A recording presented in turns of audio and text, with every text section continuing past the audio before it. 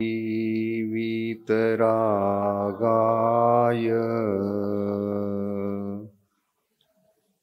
सर्वज्ञाय नमोस्तुते।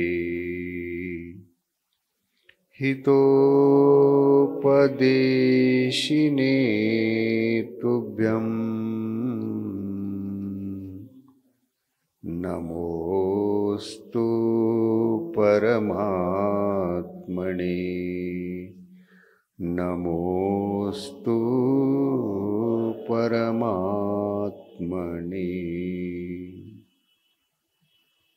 पंच परमेष्टि भगवान की, अहिंसा परमो धर्म की, संत शिरोमणि आचार्य गुरुवर श्री विद्यासागर जी महाराज की, आचार्य प्रवर श्री समय सागर जी महाराज की,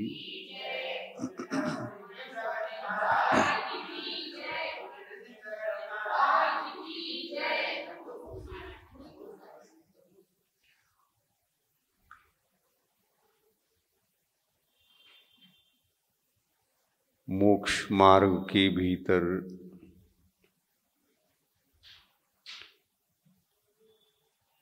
जो भव्यात्मा आत्म कल्याण हेतु प्रयत्नशील रहते हैं, उनको दो प्रकार की कामनाओं से लड़ना पड़ता है और लड़े बिना धर्म की उपलब्धि नहीं हो पाती है।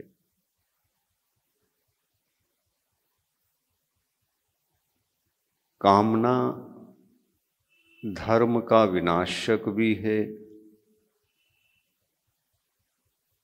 और अपनी भावनाओं को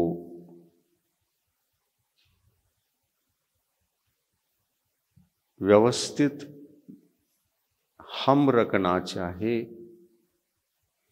तो विघ्न बाधा उपस्थित करने वाला भी है, क्योंकि एक कषाय की कोटि में है और एक कषाय दो प्रकार की होती है, तो कामना भी दो प्रकार की होती है। एक कामना हमारे सम्यक तो धर्म को विनाश करती है और सर्वप्रथम इसी कामना से लड़कर भव्य आत्मा सम्यक दर्शन की उपलब्धि कर पाता है। इस कामना को अनंतानुबंधी जनित कामना की संज्ञा दी जाए तो दे सकते हैं। दूसरी कामना भी है,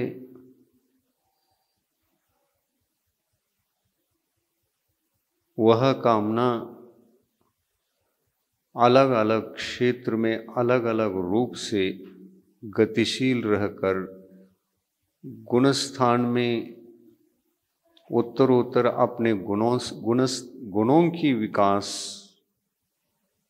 गुणों का विकास करने वाले भव्य जीवात्मा को विघ्न बाधा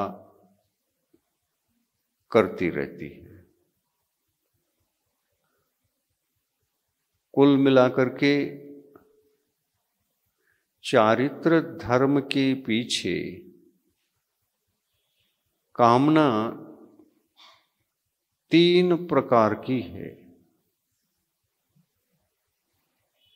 अप्रत्याख्यानावर्णी कषाय के उदय से चारित्र धर्म को विनाश करने वाली कामना, यह कामना तो चारित्र धर्म को आंशिक रूप में भी उत्पन्न होने नहीं देती।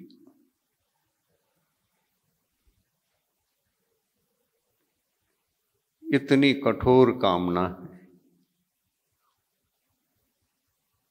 अनंतानुबंधी यदि सम्यक्त्व का विरोध करती है, अनंतानुबंधी जनित कामना हमारे सम्यक दर्शन के उत्पत्ति में या उसके उत्पन्न होने के पश्चात जो हमारे पास 25 प्रकार के सम्यक्त्व रक्षक, सम्यक्त्व के धर्म के लिए लक्षण कहे जाने वाले, जिसको सम्यक्त्वाचरण चारित्र के रूप में स्वीकार किया जाता है,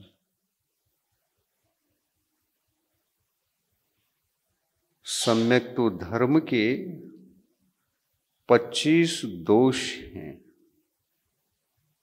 उन दोषों को बचाने में एक कामना अपनी महत्वपूर्ण भूमिका निभाकर संसारी प्राणी को धर्म लाभ होने से वंचित करती है। वो कौन सी? अनंतानुबंधी कषाय के उदय से हमारे जो सम्यक्त्व के लक्षण स्वरूप 8 अंग हैं, मनुष्य के शरीर में 8 अंग हैं, लेकिन भीतर आत्मा जब सम्यक्त्व को धारण करता है तो उसके भी 8 अंग हुआ करते हैं। निश्शंकित, निकांक्षित, निर्विचिकित्सा, अमूढ़ दृष्टि, उपगूहन, स्थितीकरण, वात्सल्य और प्रभावना। प्रभावित हुए बिना प्रभावना नहीं होती।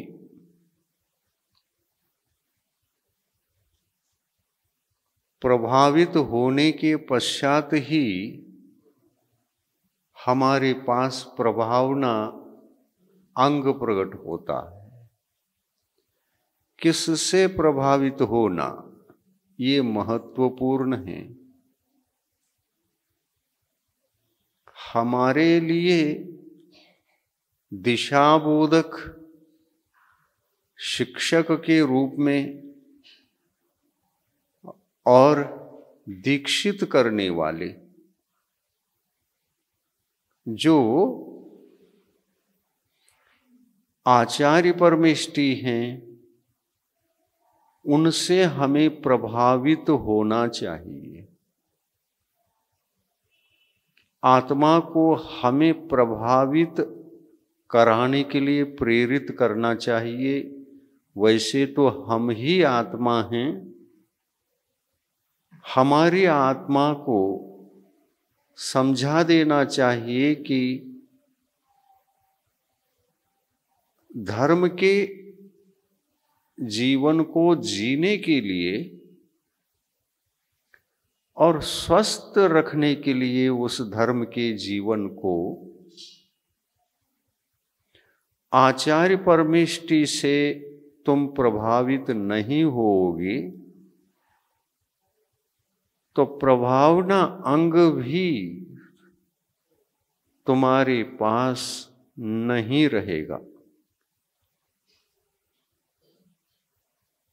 क्योंकि आचार्य परमेष्टि ही धर्म के श्रद्धान के उत्पत्ति में कारण बनने वाले हैं। श्रद्धान में वे कारण बनने वाले हैं और उनकी देशना सुनकर देशना से प्रभावित होना और देशना से प्रभावित होने से पहले वो हमारे लिए कल्याण के स्थान हैं, आयतन हैं। आयतन से प्रभावित करने के लिए प्रेरणा देना चाहिए भव्य आत्मा को अपनी ही आत्मा के लिए। चलो चलते आचार्य परमेष्टि के पास चलो, धर्म का जीवन स्वस्थ और मस्त बन जाएगा।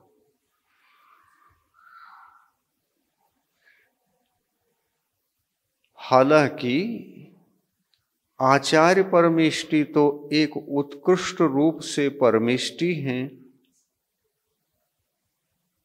वे धर्म का परिचय करा करके भव्य जीवात्मा को प्रभावित करते हैं। जो प्रभावित होता है वह धन्य हो जाता है, और जो प्रभावित नहीं करा पाता अपनी आत्मा को, वे वंचित रह जाता है। किस धर्म से? सम्यक्त्व धर्म से। और सम्यक्त्व धर्म से प्रभावित हुए बिना और ये सम्यक्त्वाचरण के रूप में, सम्यक्त्वाचरण चारित्र के रूप में जो 8 अंग हैं, ये तो रहेंगे नहीं। और यही नहीं रहेंगे तो सम्यक दर्शन स्वरूपी धर्म भी नहीं रहेगा।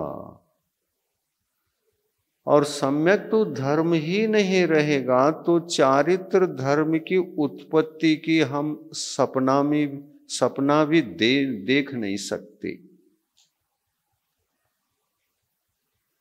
चारित्र धर्म ये अपेक्षा करता है कि सबसे पहले तुम आचार्य परमेष्टि के पास जाओ, अपने आत्मा को प्रभावित करो, और जो प्रभाव का छाप भीतर पड़ता है उसको दोषों का निवारण करके, कितने हैं दोष? 25 हैं। उसमें शंकादि 8 दोष हैं, 8 प्रकार के मद दोष हैं, 6 प्रकार के अनायतन हैं और 3 मूढ़ता हैं। ये 25 हैं। यहां देखो, अंगों में दूसरे नंबर का जो अंग है उसका नाम है निकांक्षित अंग, है ना? और उसके पश्चात नंबर आता है 8 मदों का। मद कहने से यहां पर कषाय का संबंध हो जाता है।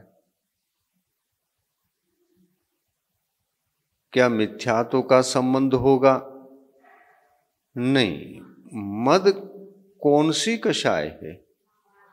मान कषाय के उदय में जीवात्मा इतनी अंधकार में रहकर मान को मद के रूप में व्यक्त करता रहता है, और यह मद भी अनंतानुबंधी मान कषाय के उदय के बिना होता नहीं।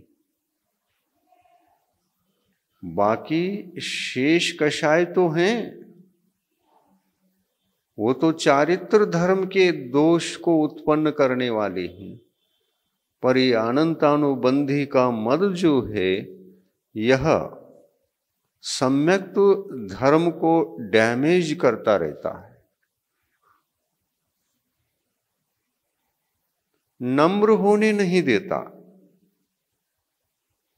उसके भीतर क्या क्या अनर्थकारी शक्ति हैं, इस संबंध में विचार करे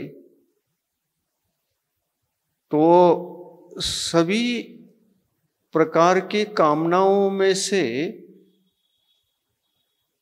जैसे सारी कामनाएं इतने कठोर नहीं हैं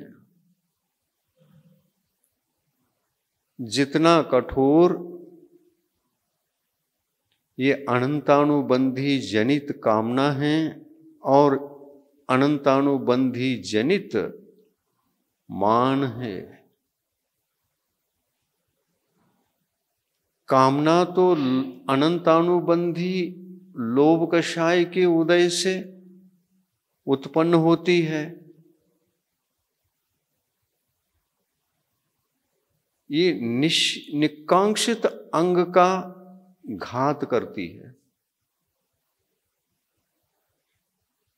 किस प्रकार से निकांक्षित अंग का घात होता है, इस बारे में थोड़ा भी हम विचार करेंगे तो पता चल ही जाता है।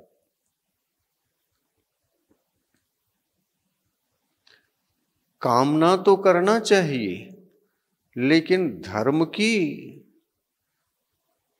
या धर्म की उत्पत्ति में बाधक विषय कषायों की, धर्म की कामना करो तो कोई धर्म के लिए धक्का नहीं मिल सकता।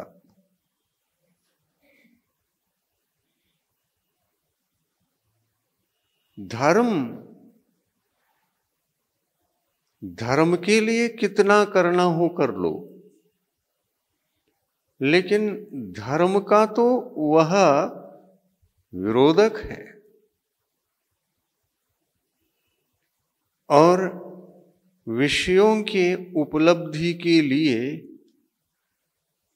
सहायक है।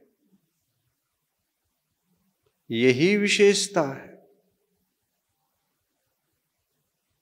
और इसी रहस्य को जानकर समझकर हमें धर्म के क्षेत्र में विषय कषायों की अपेक्षा को रोक देना चाहिए।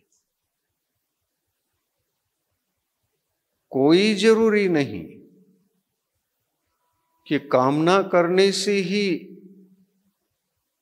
भौतिक सुख मिलते हैं, विषय कषाय बढ़ते हैं और विषयों से मिलने वाला सुख जितना रहेगा उतना अच्छा कह करके कामना सहित इसी के पीछे जो हम लगते हैं ये व्यर्थ है। बिन मांगे मोती मिले, मांगी मिले न भीख। जब ऐसी बात है तो उसके पीछे पड़ने की जरूरत क्या है। किसान बीज बोने के लिए अपने खेत में जाता है, बीज को बो लेता है। क्या बीज के लिए भी प्रार्थना करके आना पड़ता है? हे बीज, मैंने तो बो लिया, अब तुम अंकुरित हो जाना, बड़े हो जाना, धान्य दे देना, घास भी दे देना, ये कहना पड़ता है। बीज कहता है, पागल, मैं उसी के लिए तो भूमि में प्रवेश कर चुका हूं। ये क्या पागलपन कर रहा है निवेदन करते हुए। बिन मांगे मोती मिले, मांगी मिले न भीख। और यही सीख है गुरु की। सद्गुरु की सीख यही सदा मिलती रहती है। और इस सीख को देते देते हमको कितना समय हो गया।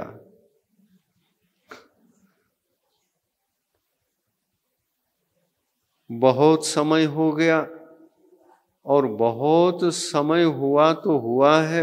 जितना समय हुआ है उसमें इन्हीं बातों को सुन करके भव्य जीवों के चिंतन मनन में एक निखार आ रहा है।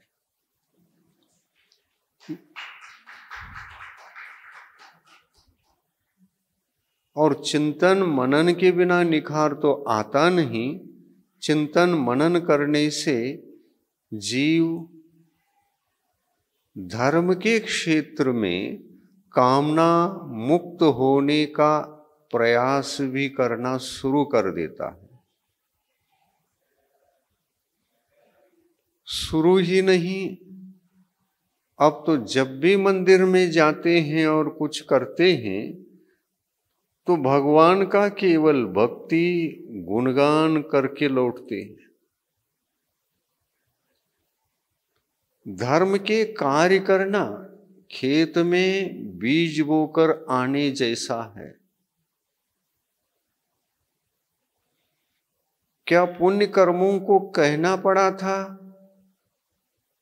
मैं भक्ति करने के लिए आऊंगा और तुम बंध जाना,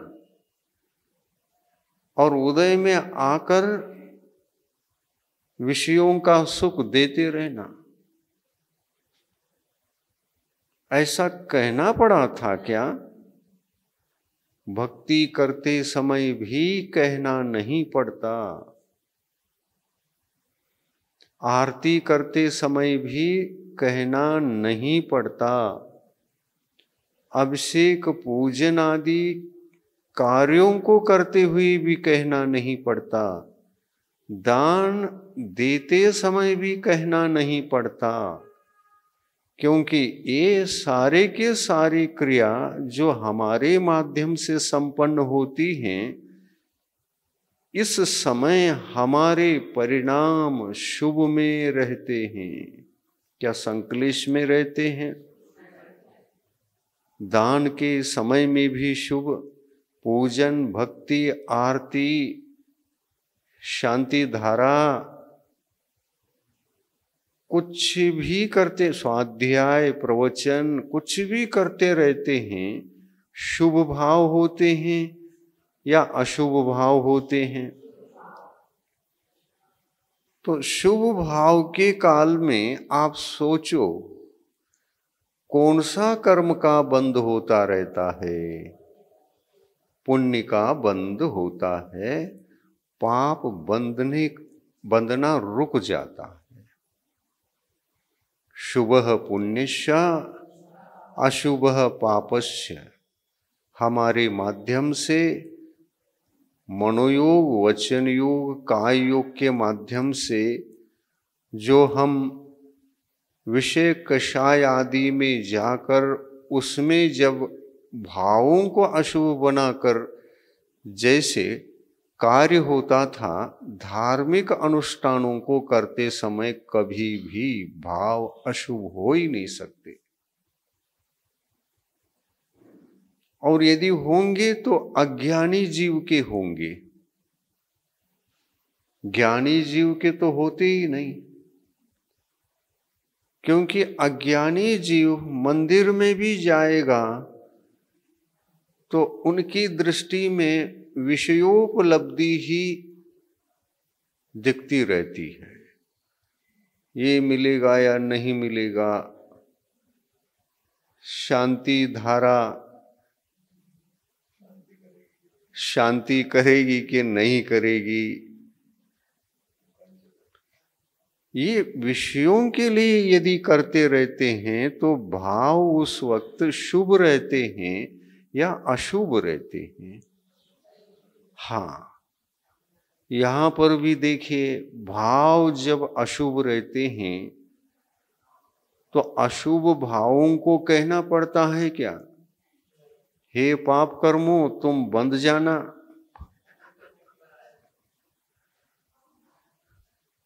यहां पर भी कुछ कहे बिना पाप कर्म का आश्रव और बंध होता रहता है। ये अनुभव गोचर है सबको। और भाव जब शुभ हो, यह भी अनुभव गोचर है कि भाव शुभ है तो मुझे तो पुण्य बंधना ही चाहिए, ऑटोमेटिक पुण्य का बंध होता ही है। और हाथ जोड़कर भगवान को और इन क्रियाकलापों को, इन शुभ भावों को निवेदन करने की क्या जरूरत है कि हमको पुण्य बंधे।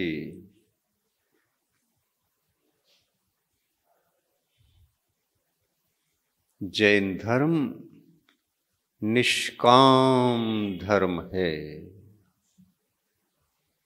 उसका लक्षण ही निष्काम। इस निष्काम धर्म की उत्पत्ति होने पर ही आत्मा मोक्ष मार्ग पर लग सकता है, धर्मात्मा बन सकता है। धर्मात्मा बनने के लिए शुभ भाव अशुभ भाव, ये दो प्रकार के भाव ही इसमें निमित्त पड़ते हैं। भाव अशुभ है, विषय कषायों से जुड़कर वे भाव मलिन हो चुके हैं और विषय को ही मांगने में वे भाव लगे हुए हैं, तो वो भाव को आप शुभ कैसे कह सकते हैं? अशुभ भाव। प्रैक्टिकली एक उदाहरण देखिए आप। यहाँ प्रवचन सुनने के लिए आप बहुत दत्तचित्त होकर के एकाग्र मन से विषय को समझते हुए सुन रहे हैं। क्या घर की ओर ध्यान है? विषयों की ओर ध्यान है? नहीं है ना? नहीं है। और ये प्रवचन सुनना शुभ कार्य है कि अशुभ कार्य? शुभ कार्य करते समय आत्मा के भाव शुभ होते हैं कि अशुभ? शुभ ही होते हैं। और भाव यदि शुभ है तो पुण्य से कुछ निवेदन करना नहीं पड़ता। पुण्य और पुण्य के फल में जो अपेक्षा करता है वह आत्मा अनंतानुबंधी कषाय के उदय में पीड़ित है।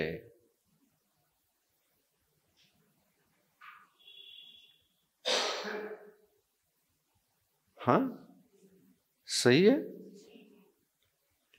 और इसीलिए जैन धर्म स्पष्ट कह रहा है, कामना ठीक नहीं, कामना ठीक नहीं, कामना ठीक नहीं। समय सार में एक जगह आचार्य कुंद कुंद देव कहते हैं, रत्तो बंधधि कम्मम।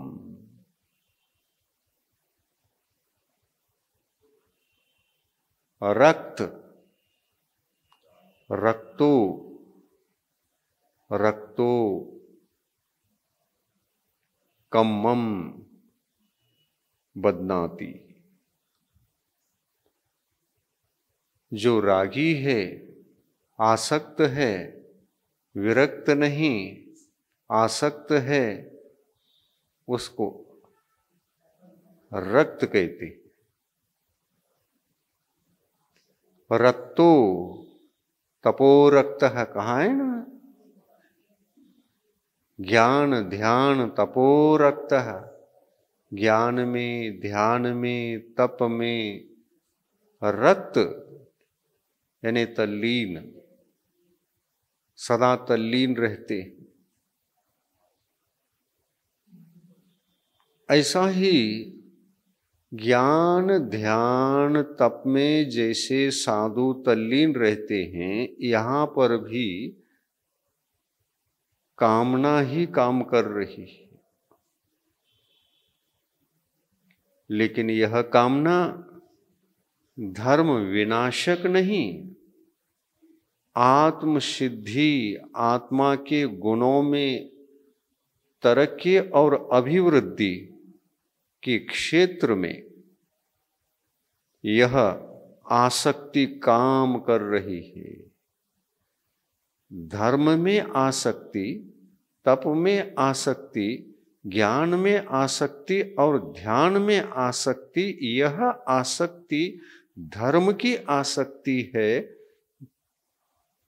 ध्यान भी धर्म है, ज्ञान भी धर्म है, तप भी धर्म है। ज्ञान, ध्यान, तप, ये कौन सा धर्म है? चारित्र धर्म से संबंधित होगा या सम्यक तो धर्म से? ये चारित्र धर्म है। साधु चारित्र धर्म को साधते रहते हैं, सम्यक्त्व को सुरक्षित रखकर। सम्यक्त्व की उपेक्षा करके, सम्यक्त्व को धारण किए बिना चारित्र में हम आसक्त होकर ज्ञान, ध्यान, तप में तल्लीन भी हो जाएंगे तो चारित्र धर्म की उत्पत्ति होने वाली नहीं है। तो चारित्र धर्म क्या अपेक्षा रखता है? तुम पहले अपनी सम्यक्त्व धर्म को संभालो, फिर बाद में मेरे पास आओ। क्योंकि तुम भव्यात्मा हो, मोक्ष मार्ग की प्रथम सीढ़ी चढ़े बिना डायरेक्ट मेरे पास आए हो, और मेरी उपासना करके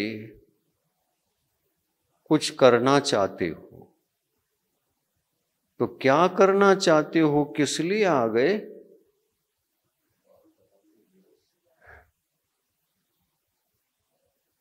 बाल तप करना है क्या? बाल तप मने अज्ञान तप। बाल यानी सिर के बाल नहीं, बाल तप यानी बाल कहते हैं छोटी उम्र वाले बालक को बाल कहते हैं। बालक ही बाल है। और बाला मने बालिका। बाल, बालिका या बाला, ये स्त्रीलिंगवाचक होने से एक उम्र की अपेक्षा से जो छोटी है उसको बाला कहते हैं या तो बालिका कहते हैं, और जो छोटा बच्चा है उसको बाल कहते हैं या तो बालक कहते हैं। तो बालक का मतलब वो जो अवस्था होती है वो ज्ञान से, अनुभव से, व्यवहार से संपन्न नहीं होती। इसलिए वहां पर बाल शब्द का अर्थ अज्ञान अवस्था प्रधान जो उम्र है वो बाल अवस्था है। ऐसा ही धर्म के क्षेत्र में यदि हम अत्यंत अज्ञान अवस्था में हो तो हम बालक हैं, बाल हैं। और बाल कौन सा तप करेगा? बाल तप करेगा।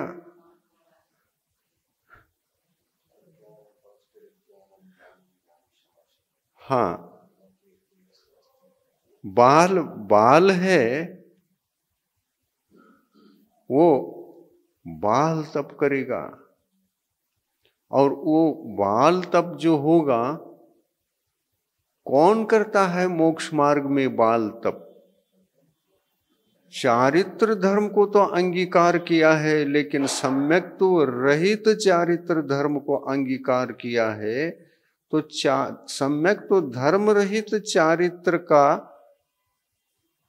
पालन या धारण या उसमें आसक्ति इत्यादि ये सब बाल के कोटि में आएंगे।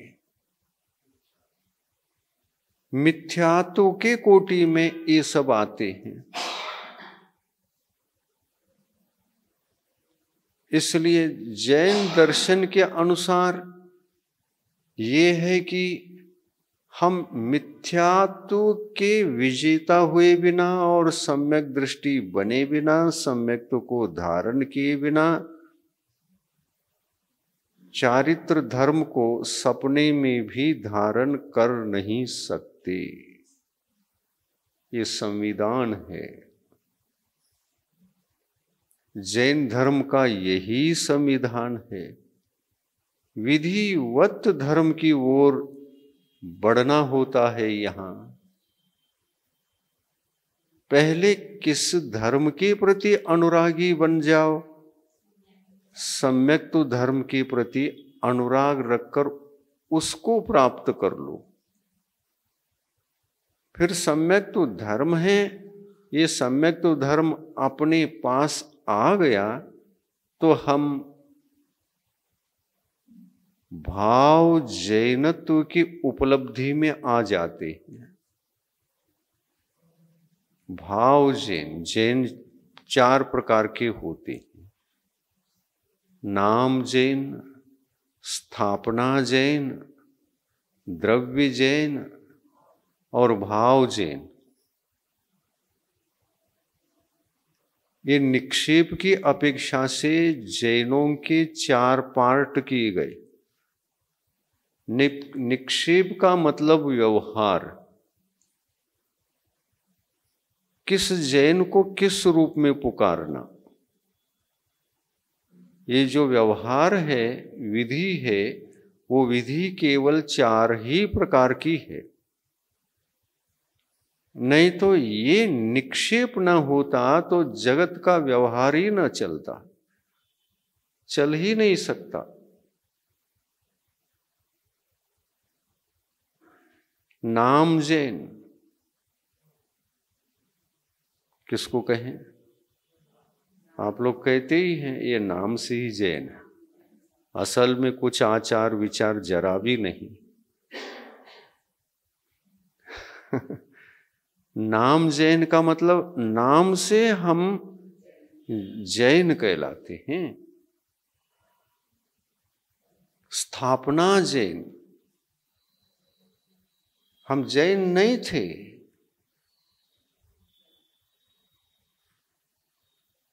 जैन बने इस सदुद्देश्य से स्थापित हो चुके हैं। आओ, जैन बनना चाहो तो आओ। समाज के भीतर उनको स्वीकार किया। ये स्थापना जैन है। फिर भी यहां अभी जैन नहीं बना जब तक वह व्यक्ति सम्यक दर्शन की भूमिका में आकर सम्यक तो धर्म को ग्रहण नहीं करता, तब तक भाव जैन नहीं बन सकता। स्थापना जैन है,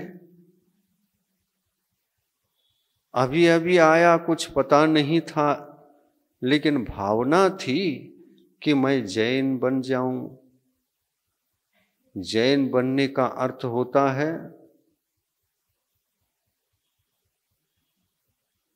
विजयी होने के पथ पर चलना है,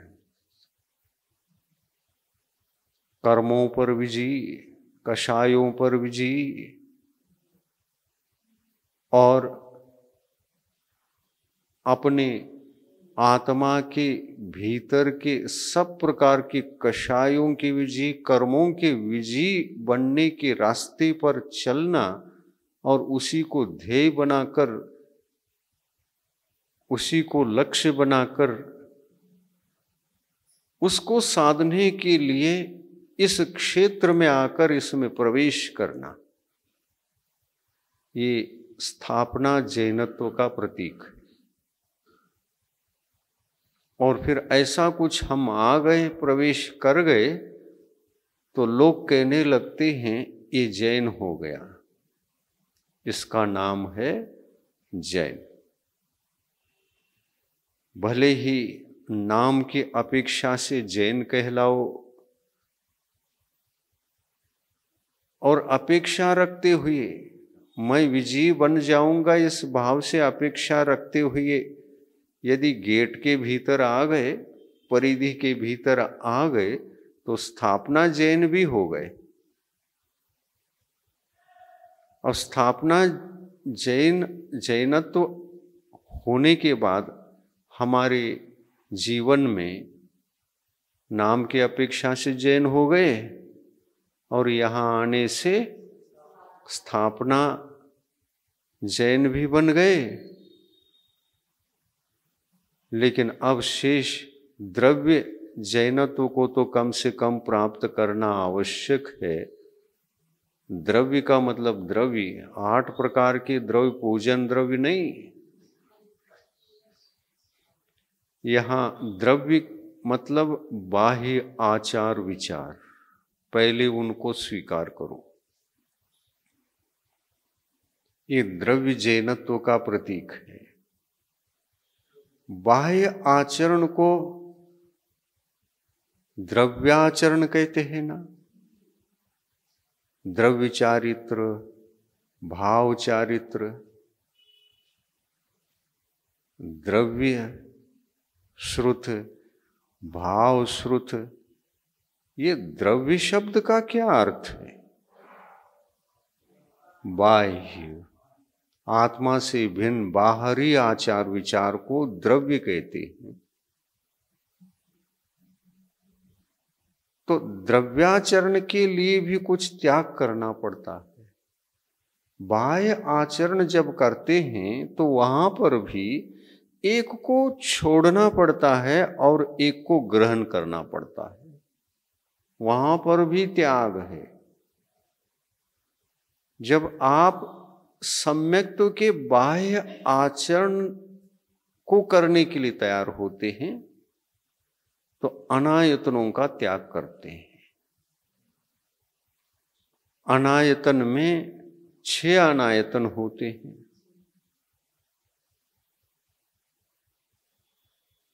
कुदेव, कुगुरु, कुशास्त्र, और उनके भक्त, उनके मानने वाले, उनके श्रद्धालु भी आपके विषय नहीं है।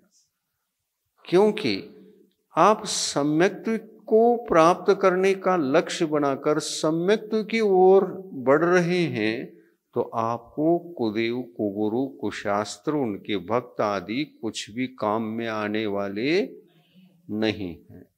इसलिए अनायतन है। हमारे काम कार्य सिद्धि में जो सहायक बन ही नहीं सकते वे अनायतन हैं, और हमारे कार्य सिद्धि में जो सहायक हो सकते हैं वे आयतन कहलाते हैं। जैसे दिगंबर मुनि महाराज देखिए,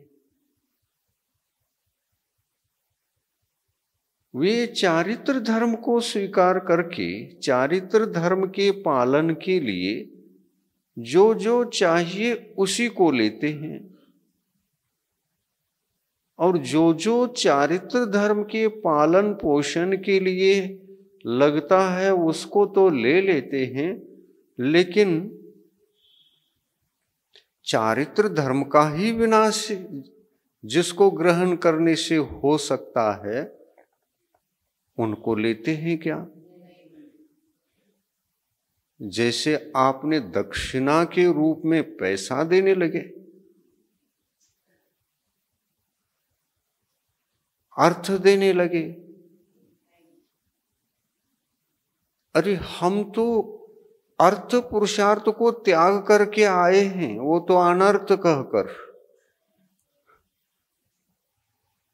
अर्थ भी रहेगा तो मुनि जीवन में अनर्थ घटित होगा,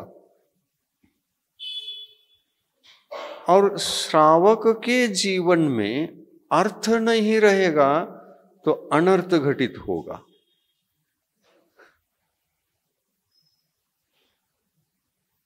ऐसा है, उल्टा है बिल्कुल। क्योंकि अर्थ असंयम की ओर ले जाने वाला साधन है, चारित्र धर्म का वह विनाशक है। इसलिए परिपूर्ण रूप से चारित्र धर्म को जन्म देने के लिए और उसके पालन पोषण के लिए जो लक्ष्य बनाते हैं वे साधु हैं, और जो अर्थ को भी रखकर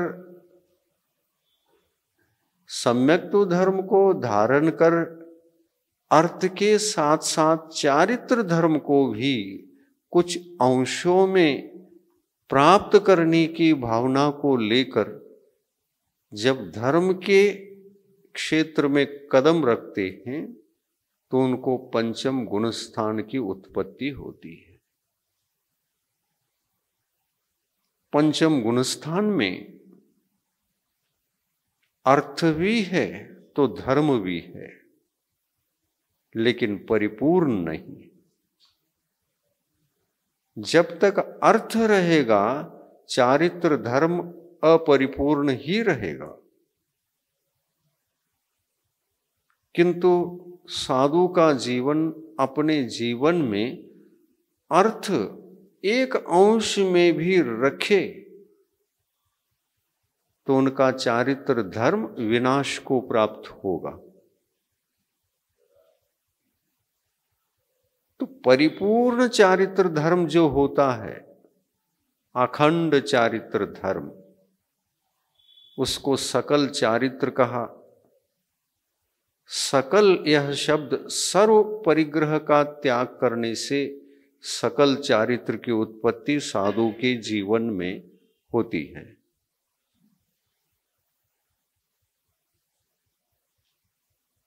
आपका अनुरत सकल नहीं, विकल है, और उसका नामकरण या तो विकल चारित्र कहा या तो अनुवृत रूप कहा। अनु यानी जो महाव्रत का अनुयायी बनकर उस ओर बढ़ रहा होता है उसको अनुव्रत कहते हैं। अभी तो छोटा है, बड़ा बनना चाहता है। जो व्रत छोटे होते हैं और छोटे से बड़े बनने के लिए होते, ध्यान रखना, जो व्रत छोटे होते हैं वे बड़े बनने के लिए ही जीवन में आते हैं, छोटे रहने के लिए नहीं आते। मैं भी बड़ा बनूं, मैं भी परिपूर्ण बनूं, सकल संज्ञा प्राप्त करूं, ये श्रद्धा, ये परिपूर्ण धर्म की श्रद्धा है। इसमें विषय कषायों का, अर्थ का कोई संबंध नहीं होता। इस सकल धर्म, चारित्र धर्म का जो श्रद्धान है उसी का नाम श्रावक का सम्यक दर्शन है। धर्म का श्रद्धान सम्यक तो है। किस पर श्रद्धान करते हैं? धर्म पर है ना। जो परिपूर्ण धर्म होता है वो श्रद्धा का विषय है या अपरिपूर्ण? परिपूर्ण जो धर्म होता है वो श्रद्धा का विषय है। इसलिए सच्चे देव गुरु शास्त्र के श्रद्धान से सम्यक दर्शन की उत्पत्ति होती है, ये कहा है। सम्यक दर्शन श्रद्धा का प्रतीक है और श्रद्धा सम्यक तो रूप है। वह प्रारंभिक स्टेज में मोक्ष मार्ग में प्रथम सीढ़ी है, प्रथम धर्म है। और उसके बिना चारित्र धर्म की उत्पत्ति कैसी होगी? नहीं हो सकती। चारित्र धर्म वह अंतरंग चारित्र धर्म और बहिरंग चारित्र धर्म के भेद से दो प्रकार का तो है। बहिरंग चारित्र धर्म क्या है कहेंगे तो अर्थ के बिना जीना। अर्थ नहीं है तो फिर विषय कषाय भी नहीं है। ये विषय अन्य अन्य विषय किसके इर्द गिर्द होते हैं? लोग कहते हैं ना, ये है तो सब है। सब है का मतलब इर्द गिर्द सभी है।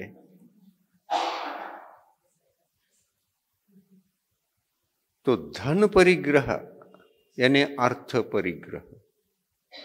साधु धन नहीं रख सकते, रखेंगे तो सकल महाव्रत की उत्पत्ति नहीं होगी। साधु धन की अपेक्षा से इस संसार में सबसे ज्यादा निर्धनी हैं, गरीब हैं।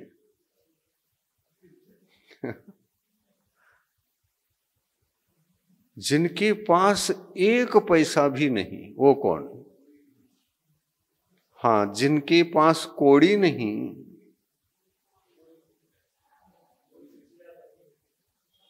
जिनके पास कौड़ी नहीं वो कौड़ी का नहीं, वो साधु है। जिनके पास कौड़ी नहीं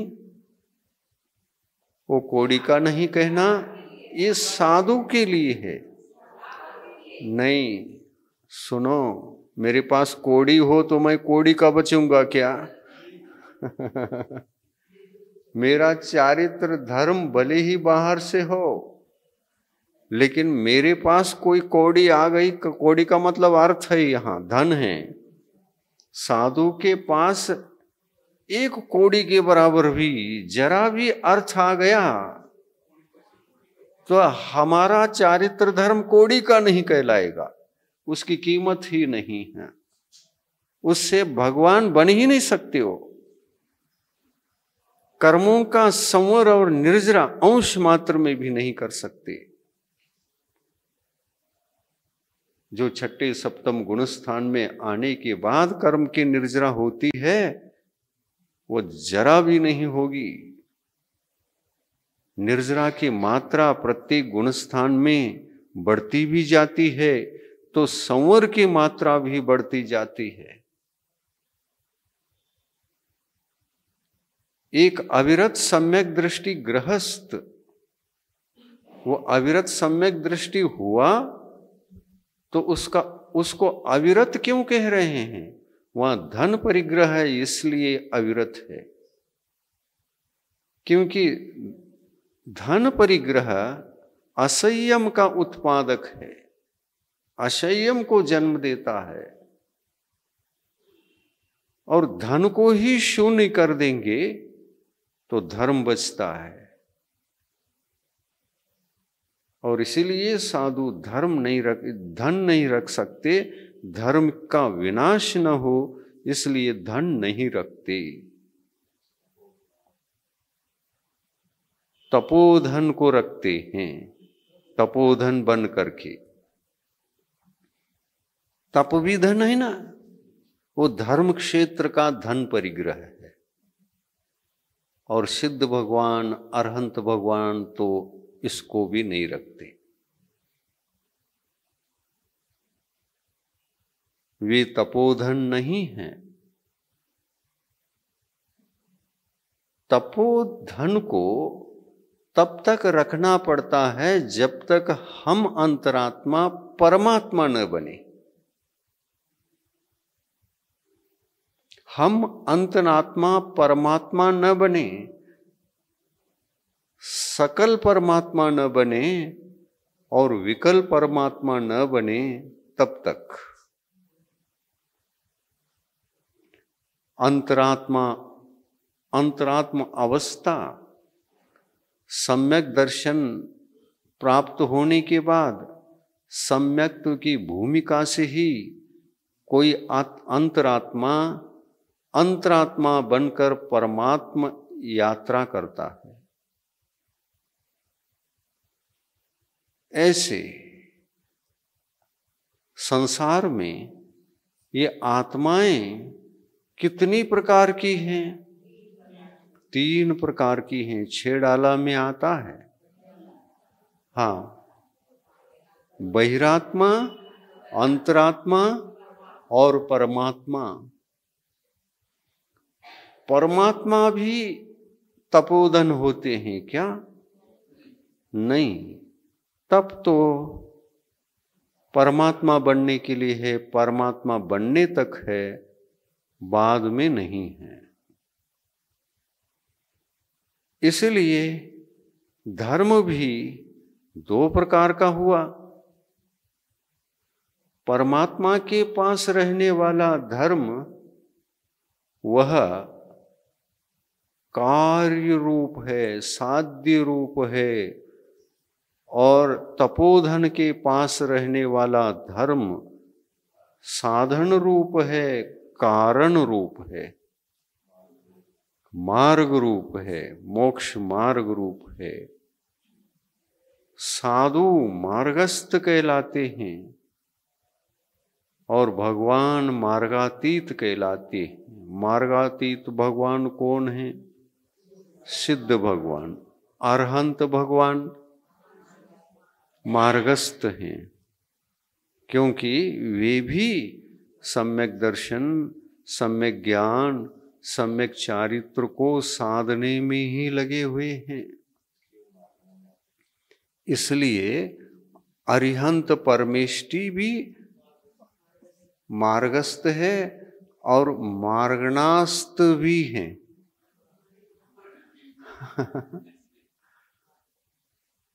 गुणस्थान मार्गना, संयम मार्गना, सम्यक्त्व मार्गना। ये मार्गना क्या है? मृग्यते, अन्विष्यते,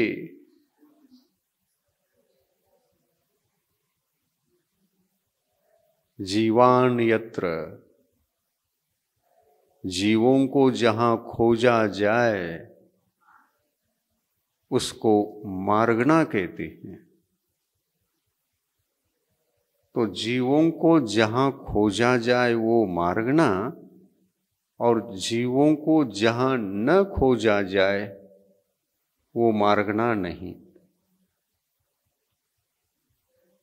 तो जीवों की खोज कहाँ होती है? तो 14 गुणस्थानों में स्थित जो जीव हैं, संसारी जीव हैं, संसारी जीवों की खोज गुणस्थानों में होती है।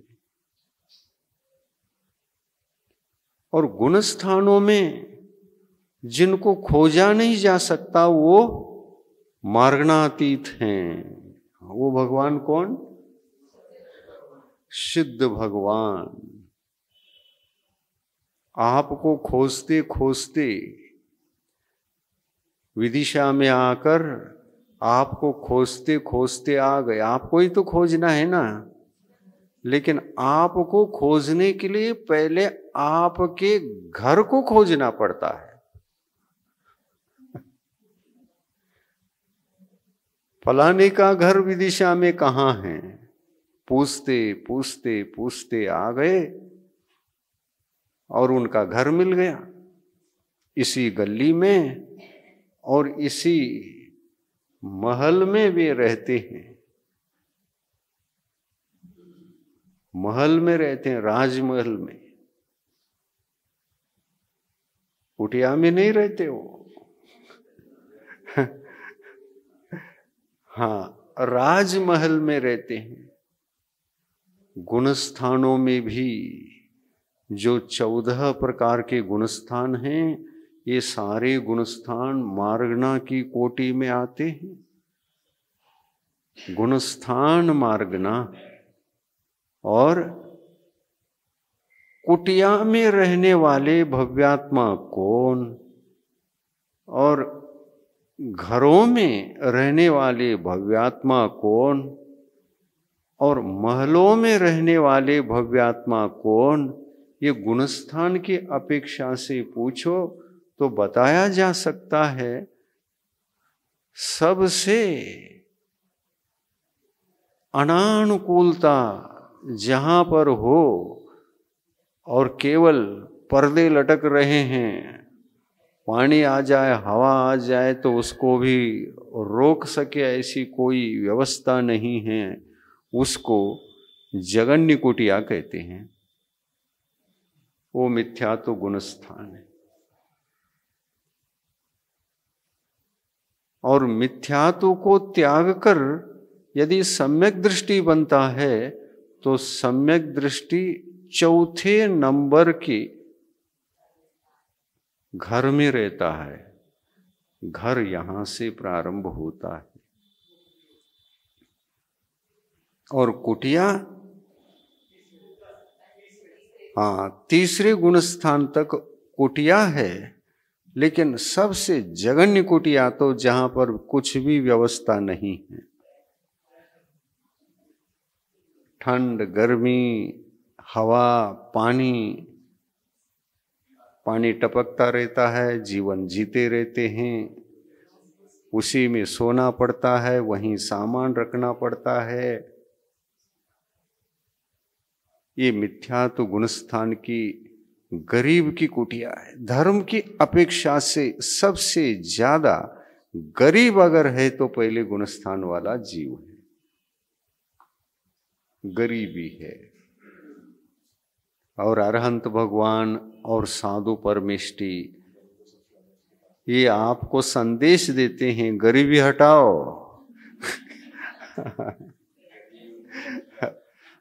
और हाँ, गरीबी उन्मूलन अभियान चलाओ, गरीबी हटाओ।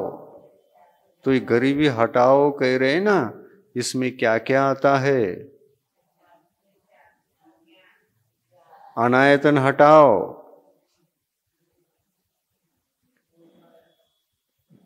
धर्म चाहिए हो तो पंथ हटाओ।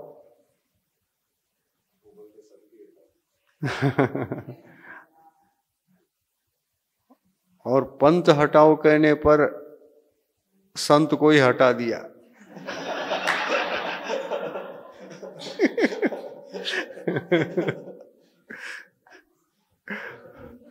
और संत कहते हैं गरीबी हटाओ, गरीबी हटाओ। और जिस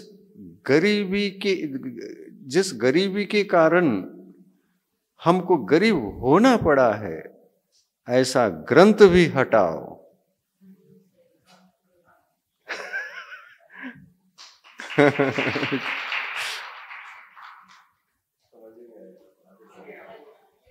साधु ने ऐसा संदेश दिया और अपन ने क्या किया?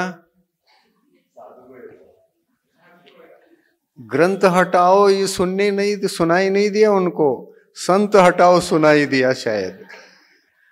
तो उन्होंने संत को हटा दिया, ग्रंथ को नहीं हटाया।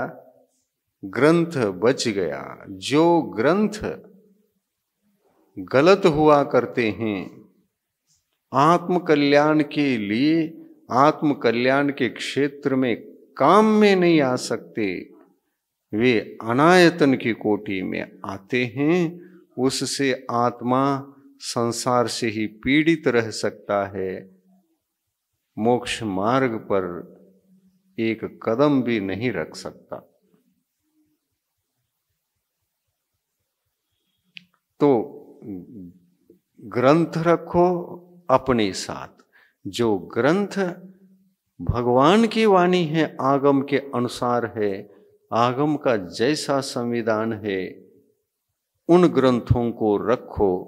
वे ग्रंथ भी आयतन की कोटि में कहलाते हैं और आयतन के अनुसार आयतन बनकर मोक्ष मार्ग में जो चल रहे होते हैं, ऐसे संत भी आयतन होते हैं। और इन दोनों प्रकार के समझ गए हम तो।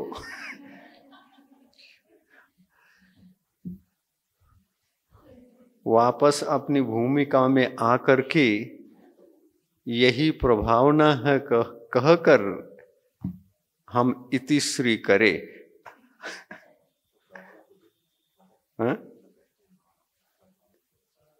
प्रप्रकष्ट रूपेण भावना यत्र घटते, प्रप्रकष्ट रूपेण उत्कृष्ट रूपेण रत्नत्रय स्वरूप रूपो भावना यत्र अस्ति, यत्र घटते यस्मिन् आत्मनि घटते तत्र प्रभावना भवति। संत की भावना भाव और संत जो धर्म का जीवन जी रहे हैं, जिससे उन्होंने संतत्व को प्राप्त किया है,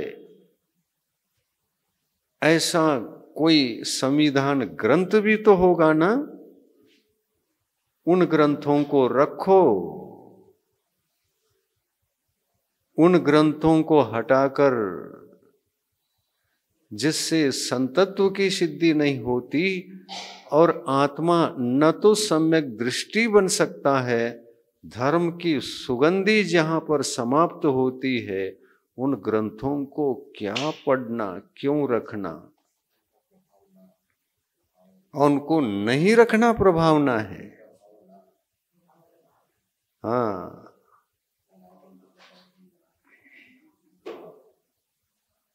उनको नहीं रखना, नहीं पढ़ना, क्योंकि वही पढ़ते रहोगे तो धारणा वही बनेगी, और धारणा जैसी बनेगी, गलत की ही धारणा बन गई तो गलत की ही हम पुष्टि करते करते पूरा जीवन निकालेंगे, तो हमारा यह मनुष्य भाव एक और नष्ट होने वाला है, व्यर्थ जाने वाला है। सिद्धांत की अपेक्षा से वह निर्दोष ग्रंथ होना चाहिए, क्योंकि भगवंतों ने सिद्धांत जो हमारे लिए दे दिया है, वे हमारे लिए वरदान सिद्ध होते हैं। सिद्धांत में पूर्वापर बाधा आने योग्य ग्रंथ नहीं कहलाते।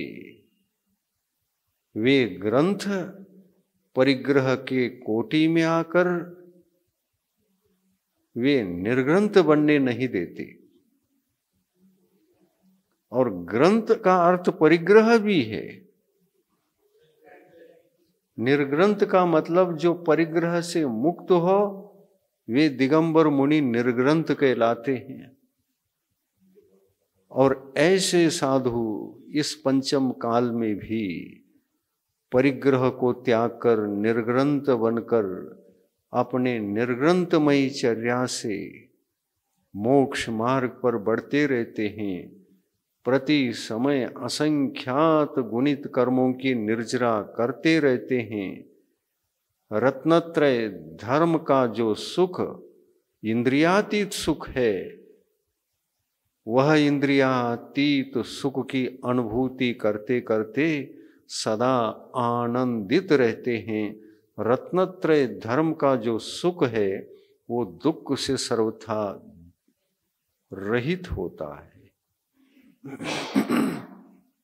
मोक्ष सुख तो इंद्रियातीत है ही, लेकिन रत्नत्रय धर्म का सुख जो है, वो भी इंद्रियातीत सुख को प्रदान करता है। एक ध्यान रखे, सम्यक दर्शन रहते हुए और चारित्र के जरा भी न रहते हुए वहां पर अर्थ का संबंध आता है, और सम्यक दर्शन के रहते हुए यदि चारित्र धर्म विद्यमान है तो वहां पर अर्थ का अभाव रहता है। और इसीलिए जहां अर्थ हो वहां पर सम्यक दर्शन धर्म भले ही हो, सम्यक ज्ञान भी भले ही हो, उस अवस्था को अमंगल कहा। क्योंकि जैन शासन मंगल की पूजा करना, मंगल को मंगल समझकर मंगल की पूजा करना, क्योंकि धर्म ही मंगल है, धर्म ही मंगल है। वो धर्म का स्थान, मंगल धर्म का स्थान 4 प्रकार का है। चत्तारी मंगल, 4 प्रकार का मंगल है। अरिहंत भगवान धर्म से मंगल है, उनके पास भी सम्यक दर्शन है। चारित्र होने के कारण से ही वे वंदनीय पूजनीय अवस्था को प्राप्त कर चुके हैं। केवल सम्यक तो धर्म वंदनीय पूजनीय नहीं है, क्योंकि वहां अर्थ का संबंध आ गया, इंद्रिय विषयों का संबंध आ गया। इसलिए सम्यक और ज्ञान ये 2 हो तो न तो ज्ञान पूजनीय है और न ही सम्यक तो पूजनीय है। लेकिन उसी सम्यक दर्शन को और उसी ज्ञान को पवित्रता प्रदान करने के लिए यदि उन दोनों के बीच चारित्र धर्म आकर के बस जाता है तो वह सम्यक दर्शन भी वंदनीय अवस्था को और वह सम्यक ज्ञान भी वंदनीय अवस्था को प्राप्त कर जाता है। ये जैन शासन है। विषय इतना ही पर्याप्त है। जिनवाणी। प्रभु देव तुम्हारे पवित्र मुख से निस्सृत जो शीतल वाणी, जग जन मन के मल को धोती, अतः कहाती जिनवाणी। जयवंतो माँ जग में तब तक जब तक सूरज चांद रहे, शीश नवाते उमा अब तक हम विषयांध रहे, ना विषयांध रहे। द्वादशांग जिनवाणी माता की जय।